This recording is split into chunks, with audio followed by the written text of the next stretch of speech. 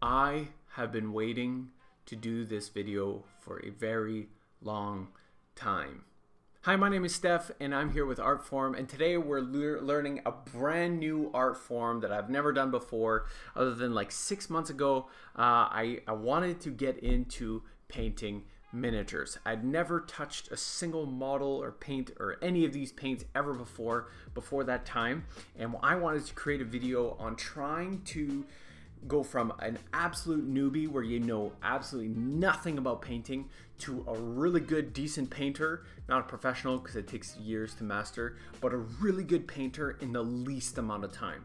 Understanding that in the least amount of time, and that's what I'm going to teach you here today. I'll break down some of my models that I'll have 3 models here that I'll break down, and we're going to break down right into the process of this whole thing. And I'm going to break it down in the simplest form, because I found that as soon as I got into painting miniatures, I found it very daunting. I was like, why do I need 50 different paints for this one model? It doesn't make any sense to me. I don't understand, and it took so long. I had to watch so many videos before, and nobody explained it like I'm going to explain it today. So I'm going to break it down for you. An absolute noob crash course on how to get into it, but how to avoid all the mistakes, or as many mistakes as possible, all the mistakes that newbies make. You know, if you just pick up a brush, you pick up some paint, and you start going at it on some models, you are really far behind on the 8-ball compared to what YouTube is able to offer in terms of catapulting you ahead and just avoiding all those mistakes. So I'm going to break down through all the paints that I use and the models, and I'll show you some detailed pictures and stuff like that. But before we get into all that, I need to explain how this works. Now I'm going to pull up this graphic, and it's going to be daunting. Now take a look. So this one is my frost giant that I made here, and look at the amount of paints. There's like a crap load of paints, and it just becomes so overwhelming. You're like, why do I need all these different types of paints for all these different sections? And I'm going to show you this because it looks daunting, but it's actually super simple when you break it down. So I'll just look at one of them. So just look at, let's say, the skin. So elfic flesh, it's hard to say actually, and then you see Reikland flesh, and then you see elfic flesh again, and then Kislev flesh. So I'll just show you one example. So let's go back here. So that it looks very daunting from the beginning. Now people give their paint lists, and it just looks absolutely just overwhelming. So I'm gonna break it down right here. Every paint, every section, every part of the model, any part of the model, every part of the model has a base coat of a certain color. If the tree is brown, it's going to start by being brown. If the rock is gray, it's going to start by being gray. If the mushrooms are purple, the mushrooms are going to be purple. The eyes are going to be a certain one. The beard is going to be green. And so you start with blocking out just the general colors. So every model is broken down into those general, colors, depending on if it's armor or if it's skin or if it's a piece of clothing or anything like that. So let's break down every one of these. So I'm going to show you this paint layers.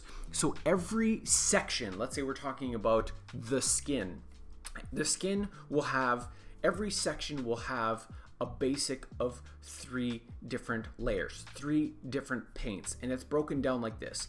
It starts with a base. Everything has a base coat, whether you prime it and then base coat it with a hard color, whatever. Let's say it's skin, so we're going to start with a standard beige, and then I would say every layer, it's darkened, especially the edges, and it's very transparent, but it shades very nicely, and we go into a shade. Every second step will be a shade. Now there's exceptions to all this, but this is for beginners. You want to add some sort of shade.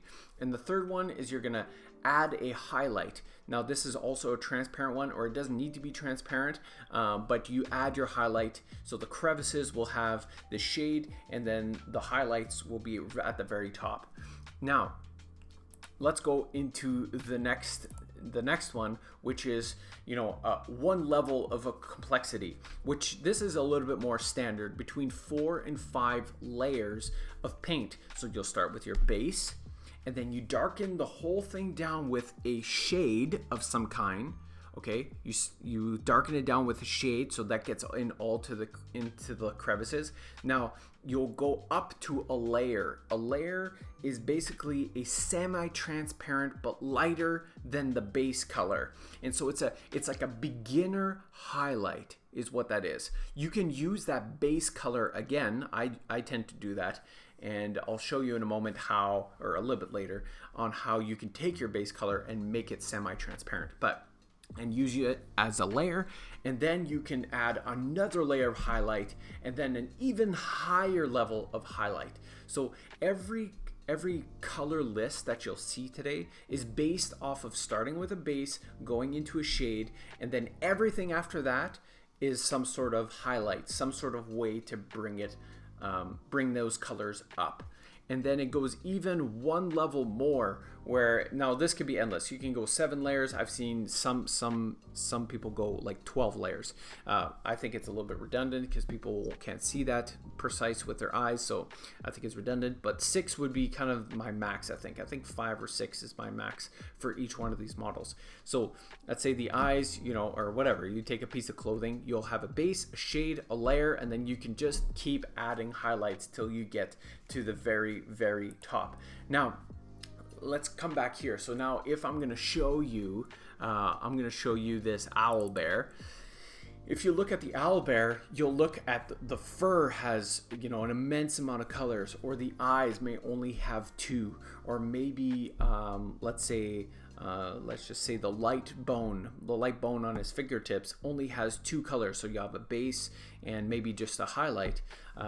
If you look at the beak, it has retribution armor, which is a base, and then a shade which is Druchii Violet, and then it comes back up to a highlight or a layer with the retribution armor. So everything is broken down into several different layers, but I've broken it down so that you can see what my base is, or maybe 2 layers of base, and then you can go into a shade and then back up to your highlights. So everything that you see from here on in, or you watch any video, it's broken up into those sections. You break up the body parts into what those general colors are going to be like, and then you go base, shade, highlight, highlight, highlight, highlight, or base, shade, base, and then highlight, highlight, highlight, highlight, and highlight. So if you understand it in this basic form, it's really easy to understand paints. And then it's not complicated at all. It is not complicated at all. So now that I've explained how the layers and the kind of the paints work, let's get into the tips. So my first tip for you, the first thing that I did before doing anything, before buying a paintbrush or anything, is I watch before I do. I watched probably 20 to 30 hours of painting before ever touching a paintbrush. Now, you don't need to go this extreme, but I really wanted to understand what the paints were doing, basically what the techniques were out there, and how to apply, and understand how the spectrum of paint or spectrum of color works. I watched probably, and I watched so much WarhammerTV. That's probably the best YouTube channel you can go for in terms of learning technique and painting. And there's a reason why there's so many people that go with their paints and go with their models, because they are so flipping good at teaching you technique. So I'm not going to teach you technique today, because I can't actually teach you technique. You have to watch somebody do it. WarhammerTV has the best, absolute best, for teaching you how to paint, basically, and understand color, and understand how he goes about adding all of his layers on. So Warhammer TV. So I watch before you do, before ever picking up a single one of these paints. Once I've watched everything that I started taking notes on the colors that I liked, the miniatures that I liked, just certain techniques that I really liked, and I started writing those down. After I did that, I started planning my models. So I planned every one of these models that I have here today. I'll really carefully plan down to the last color of what I wanted to do. I had every detail planned before I picked up any paint. So I would say plan your paints, plan your colors. As soon as you get your models, now I got these from a place in Manitoba and Winnipeg called Game Night. Now they sell Dungeons and Dragons models. They're way cheaper than something like Warhammer. They're a lot more expensive at Warhammer, and their paints are more expensive. But so I decided not to create those characters because they're very much the character is designed for a certain like unit or fleet for the game. I just wanted to paint. Honestly, I just wanted to paint models that look cool. So I decided to go with starting with three separate models from the kind of Dungeons & Dragons, so the D&D world. And I'll share with you these three models. But the first thing I did, as soon as I planned all my paints, now some of these paints are Vallejo paints and some of these are Citadel paints from Warhammer. And I'll explain why I picked certain ones and why I did those in just a moment. But as soon as I get my paints, the first thing that I do is I make a chart. I put a dab of paint on the side here. I just do one dab of paint and I write down what it is. Because in these bottles, sometimes it looks totally different than what's actually on paper or what it looks like on your model. So the first thing I would do is just make yourself a chart of all the paints that you have. Every time you get a new paint, just throw it onto the chart. Every time you get a new one, throw it onto the chart. I think I have one that I'm missing here, and I want to add it to the bottle because I need to know what they're going to do. What I also have, so these are the Vallejo paints that I have. And then what I did was I added another section onto the side of these that are color matched to the Citadel paints. So I looked at which ones were similar or the exact same color pretty much and referenced them to different colors, and I'll explain why I bought mostly Vallejo paints and versus Citadel paints, but we'll get to that in just a moment. So as soon as you get your paints, start recording what they look like. Number two, as soon as you start any painting, as soon as you start working on your model, start recording your work. So that would be tip number, what are we at? I'll say 3 right now, 3, 4, anyway, 3 or 4.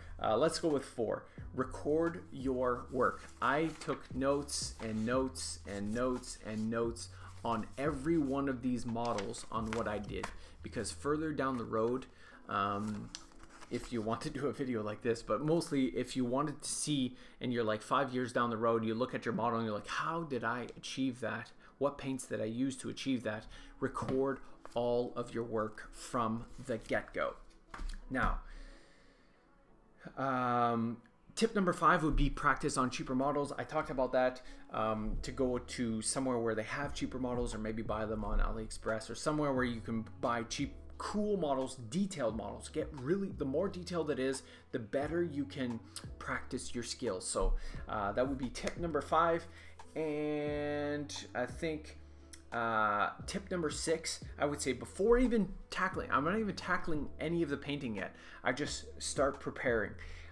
Tip number 6 would be plan your different techniques. Now there's a multitude of different techniques out there, and you can just paint like normal painting. There's dry brushing, there's airbrushing. I wanted to try and accomplish every type of different technique that you'll see on Warhammer TV. I wanted to plan all of these different techniques with all of my models. I wanted to be able to achieve at least one of every technique if possible, in every model. So I plan my techniques because if I'm gonna start painting towards something and I want to build skills, I want to build in every department. I don't want to just be a really good dry brusher, because dry brushing is so easy, but it actually it's not the most professional way. If you're gonna just highlight something, which means taking a very fine brush and doing everything by hand, much harder to do, but that's how the pros do it. They dry brush a little bit, but hardly ever dry brush. They hit those highlights and those details with a very fine brush. That's what makes your work really extra professional. But to have that fine hand, that steady hand, takes a very long time. So, but to practice all these different techniques is really crucial and really important. And the last tip, number 7, actually before we get into the paints, tip number 7 would be thin your paints.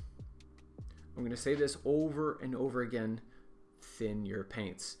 I use a plastic, I should have brought with me, I use just a plastic plate, and that's where I mix all of my paints, because it doesn't absorb. Like, I don't use a paper towel or a piece of wood, because it absorbs the paint. I don't want anything to absorb the paint. I put it on a piece of plastic when I mix my paints.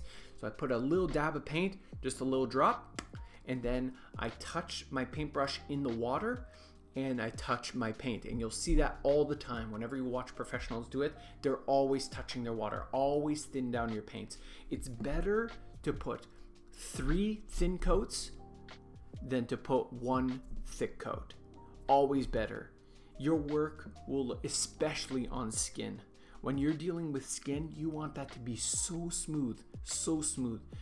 I think I put 5 layers of the same color sometimes before I was satisfied, because I was so frustrated with it not being a very smooth surface. So that's tip number 7, is thin your paints. And we'll recap tip number 7, thin your paints. Okay, so let's talk about why, before I get into the models here. Now this is the exciting part, because I can't wait to show you what I was able to achieve with the first 3 models. So let's jump into here. I don't want this video to be too long, so let's dive right in. I have very select few Citadel paints, and I have a buttload of Vallejo paints. Now I got Vallejo paints because the biggest reason why is, yes, they are super high quality paints, but the seal on the lids, in my opinion, they are probably one of the best. Therefore, these paints will last so much longer than this style of the Citadel paints. Now, Citadel wants you to buy more paints, and they want you to keep buying more paints, but I've heard that over 5 to 10 years, 5 years, 3 to 5 years actually, some of their lids don't seal properly, and your paints will become dry. It will dry out. But the Vallejo, I've heard that these will last probably 2 or 3 times the length. Now, I don't know if it's totally true, but I decided to go with mostly Vallejo paints. They're a little bit higher quality paints. Now, both of these paints, and Army paints I haven't even tapped into. I've just kept these 2 different ones. Now, both of these are available local, and I didn't know that at first. But check hobby stores will be able to tell you where different people sell different types of paints. These obviously go at Warhammer, you'll be able to get Citadel paints, and these Vallejo paints, I go to a hobby shop that sells Army paints and Vallejo paints, and they're like a little model shop, and that's where I get all my Vallejo paints. Now, the reason why I got so many of these Citadels is for very specific reasons. Let's just take the tall ones for a second. Their shades, so I have a red shade, a brown shade, a purple shade, and a black shade. These, in my opinion, are the creme of the creme of making your models look absolutely gorgeous. These shades, I don't think I could ever part with. I love these shades so much. They make it look so beautiful. And I just like, whenever you pair, let's say, a gold and then you hit it with a shade of purple, and then you hit it back with the Retribution armor. When I saw that on Warhammer TV, I was just like beyond, I loved it so much. Another combo that I really, really like is a silver version, just a high silver, which is Lead Belcher. In Citadel Paints, when you hit Lead Belcher with a null oil, which is basically black, and then hit it back with the Lead Belcher to hit only the highlights, oh man, does it ever do a good job. I did that on the chainmail on the Frost Giant, and I'll show you pictures in just a moment. When you do combos like that, oh man, does it ever look good. So there's a reason why I got these Citadel paints. Now, so I got 4 of the shades that I just talked about. Lead Belcher is a silver. Retribution armor is a gold, very shiny gold, fantastic. I got a Administratum gray, which is like a layered gray. I was having a hard time with my grays on getting a good layer paint, basically a semi-transparent paint to layer on top of the clothes to still make it look smooth. So I got this Administrator gray, I think that's how you say it. Kislev Flesh, same thing. I was having a really hard time with layer paints on thinning down my paints to make them in layer form, basically semi-transparent. And I was having a hard time with skin, so I got this Kislev Flesh, just fantastic. And the last thing I got from Citadel is called, and I'm already going through a good chunk of this stuff, is Lamian Medium. Basically, it takes any one of your solid, there's no opacity to these paints, to the Vallejo paints. It's no opacity at all. When I blend these two together, it basically adds paint with no pigment. So when you blend these together, it just makes it more transparent. But if you just add water to make it transparent, it washes away the pigment. So you want to use a Lamian Medium. This thing is just absolutely freaking awesome. So that's the reason why I separate these two paints. So as I go into these models, you understand that I use mostly Vallejos. Now, let's dive into the first model. This is the first model I've ever done. It's a tree ant. Let me show you some pictures first. Let me show you some pictures right here. This is the tree ant. Awesome model. I love this thing. Now, this was my first model because it was mostly dry brushing. Now, when you're getting into dry brush is the easiest technique. My dog just walked in. Hey, Nova. This is the easiest technique to master because it's so easy to do.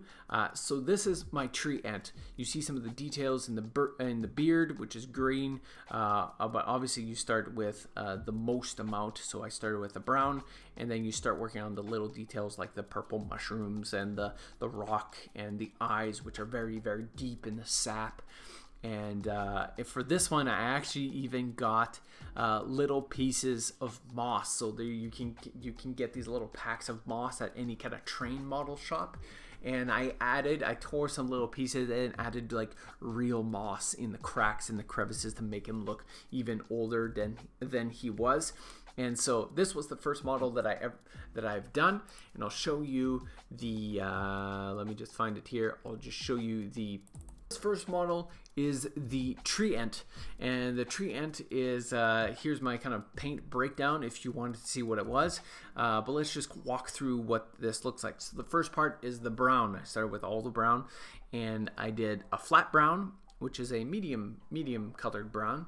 I did a dry brush right away with the earth, and the reason I did that is because I wanted the earth dry brush to actually darken as well a little bit. So I did the earth dry brush, and then I hit everything with a shade with a null oil. I added a lighter basically beigey color, very fine highlight of elfic flesh dry brush, and I hit everything with a null oil. And then if you look at the beard, you'll see it's just this cam olive green. It's like a World War II paint from Vallejo.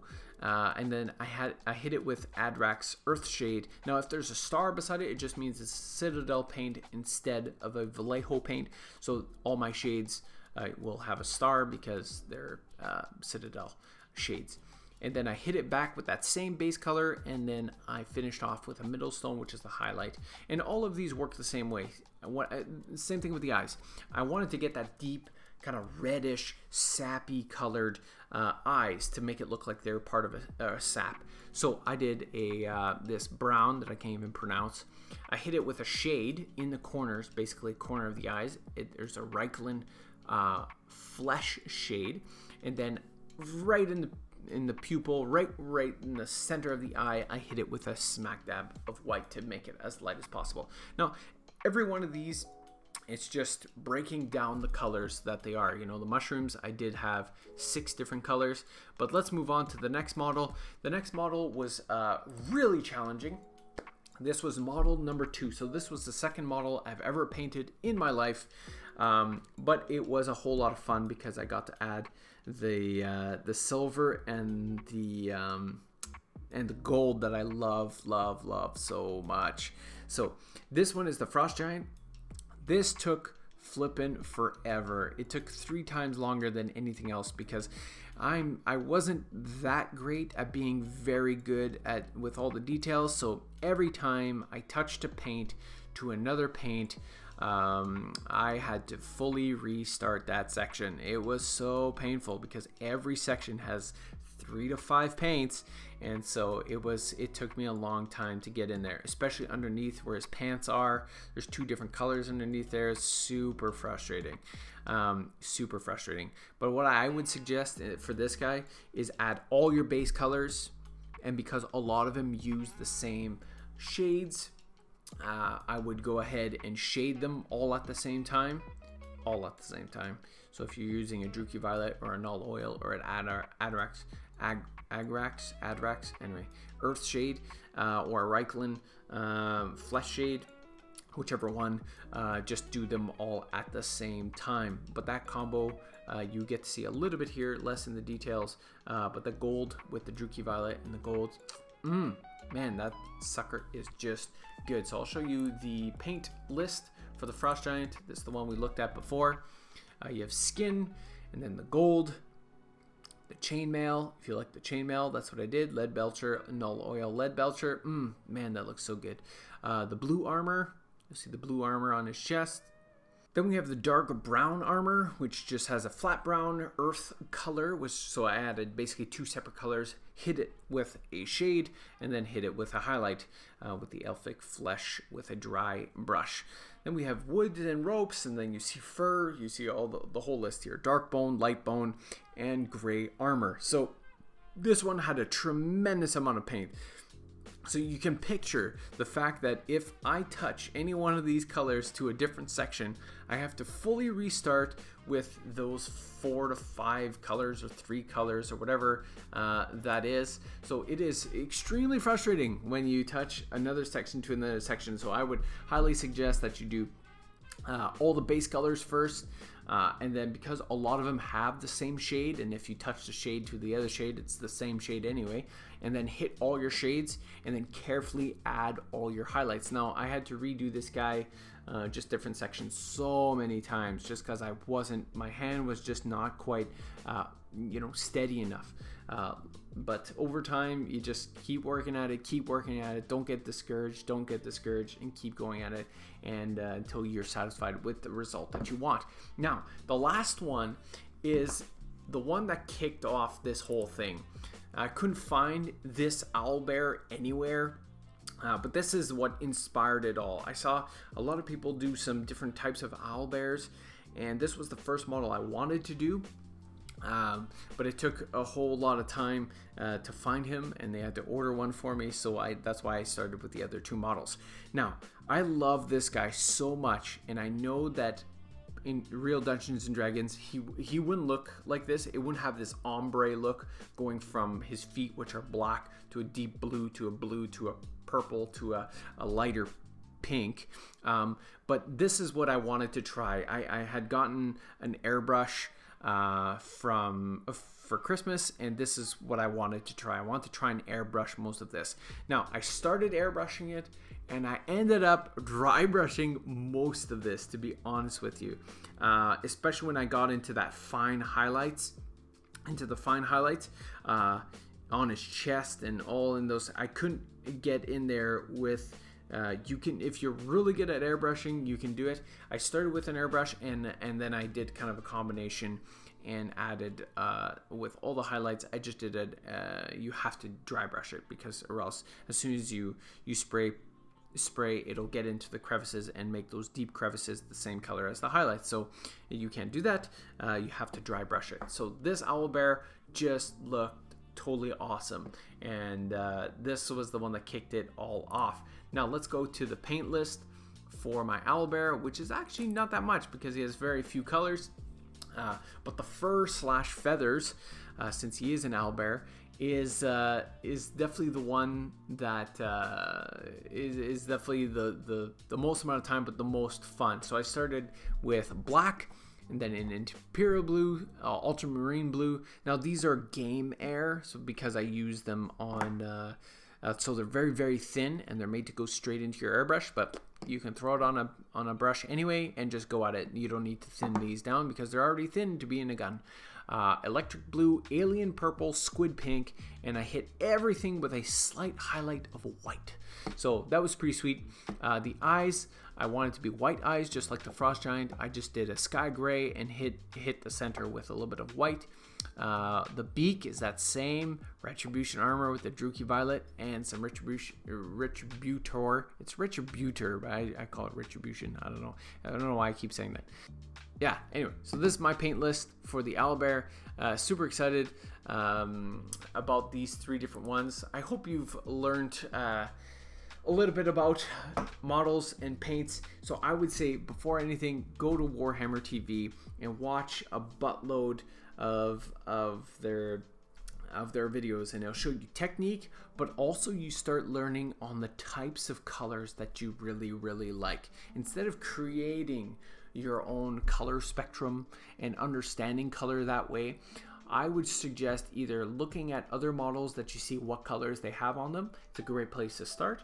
Or you can look for color wheels, or like, let's say if I'm creating an image and I really like the Disney colors of a certain character, well, I just Google color palette for this character and they'll give you the color palette, so you don't have to try and blend certain colors together on, seeing if it works, and then you put it together and it looks atrocious. Use color spectrums that you know, or colors that kind of work with each other before you dive into blending colors of your own.